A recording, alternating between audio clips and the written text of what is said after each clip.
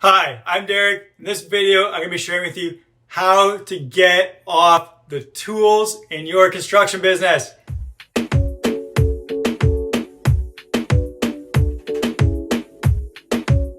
So I've been through this journey and it was not easy. I know it's like the holy grail of new contractors, new tradespeople. When you're starting out, you start getting busy, you're working on the tools, then you start managing, you get a few employees, but you're still always feel drawn back to the tools, and you need to work, need to put in the hours. Nobody knows how to get things done and do the quality that you do. So this is a boon for many contractors, many tradespeople. You're definitely not alone, and it's a natural progression that many people want, but many struggle with. Even guys that have been in the business 10, 20, 30 years, still struggling to get off the tools, even though they know it's about time because their bodies are wearing down and they need to change something. You can't do it forever. I've seen some guys who can, and that's great for them, but most of us, we definitely want to get off the tools, grow as people, grow as a business. So I'm going to be sharing with you the roadmap, the 4 different steps to getting off the tools. And if you want more help with this, if you want some coaching, consulting of how to bring your business to a place where you're in a management position, running a smooth company, reach out to me. There's a contact information in the description. Number 1, getting to it. Check your pricing. So this is the first thing you need to do is know your numbers, check your pricing on your jobs. If you are not pricing your jobs in a way that you can afford to be a manager, you're going to be essentially broke.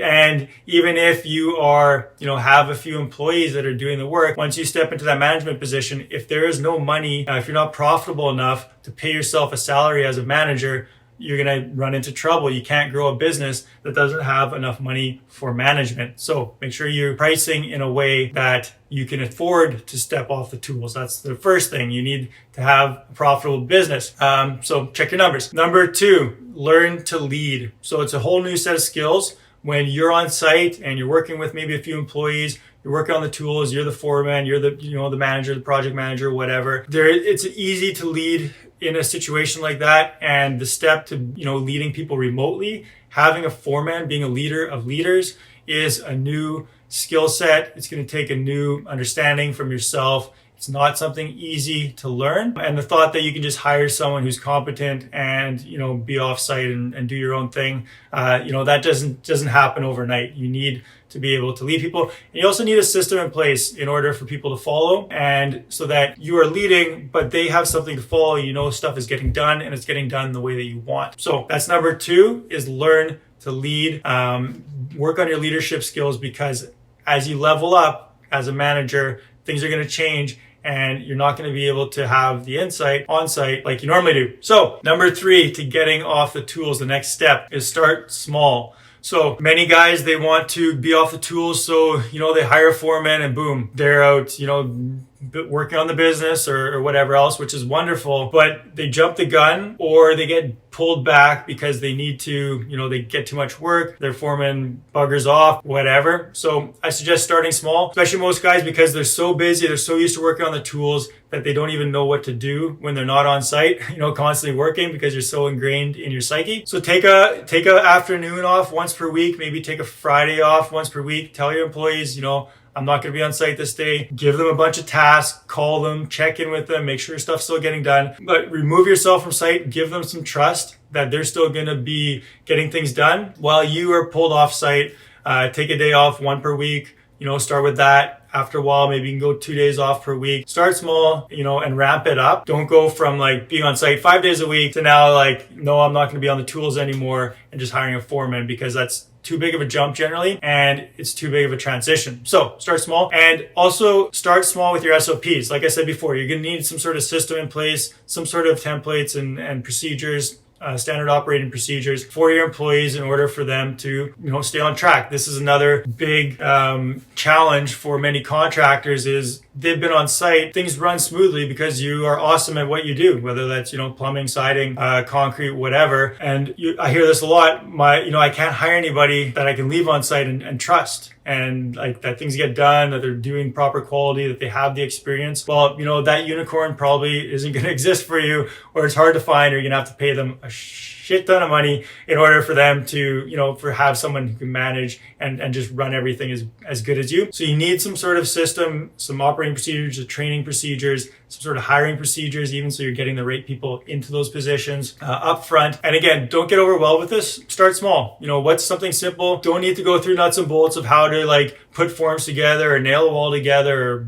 run plumbing all over the place. I mean, you've got, ticketed trades that they should have that training as they go through the levels, but have some sort of procedure of when you show up at a site, this is, step 1, 2, 3, 4. That's all you need to get started for a standard operating procedure. You don't have to put a whole bunch of detail. You can flesh it out later if needed. So that's what I mean by starting small and then, ramping up as you go along. So that's the third step. The fourth step, and honestly the hardest one, is break the habit. So it's very hard to break the habit of being on site and working on site because we're comfortable there. You're gonna have to jump out of your comfort zone to become a manager, to get off the tools. It's comfortable to be on the tools because you're making money. If you're getting production done and you do the quality of work that you're known for, you are going to, you're comfortable there. You're making a decent living, you're on the tools, you're hammering away, doing whatever, setting your tiles. To break that habit of always working, of always being on site, of always meeting that criteria of being there for the clients 100% on site. And often they expect that of you, especially as sub trades of a smaller company. When you're known for being on site all the time and then you start to leave site, it's going to be uncomfortable for the general contractor because they're used to you being on site and having that top level quality. Now you have someone else that they're dealing with on site, it's a new ball game. So breaking that habit is very difficult. And realize that a lot of it is mindset of you don't always have to be there, and there are going to be some turbulent waters as you make your transition. And it might take a while to find the right people, get the right systems, and become the leader that you need to in order to lead your people. So you want to be, asking yourself as well, if you are trying to get off the tools and you get pulled back on the tools, how can I avoid doing this in the future? Do I need to find a sub trade that could fill in for me? Do I need to create a procedure for my guys? Could this have been controlled in a quality check if I would have been on site more just to check things out? So figure out ways to help keep yourself off the site and break the habit of always working super hard on the tools. So I hope this has really helped you. Those are the big 4 steps. If you're struggling to get off the tools, if you've got a business where you're just going crazy because you're doing absolutely everything, including actually, doing the on-site work as well, reach out to me. Let's talk about how to build your business, how to level you up as a manager, how to get your profitability up, get your pricing up, get your marketing in place, all those things that just go into building an amazing business. Reach out to me. There's a link in the description and below as well to get a free course. It's on how to build a business that works without you. Awesome resource. I believe in you. I know you can do it. It'll be a great feeling. No matter how long the road is, you can do it. I'll see you on the next one.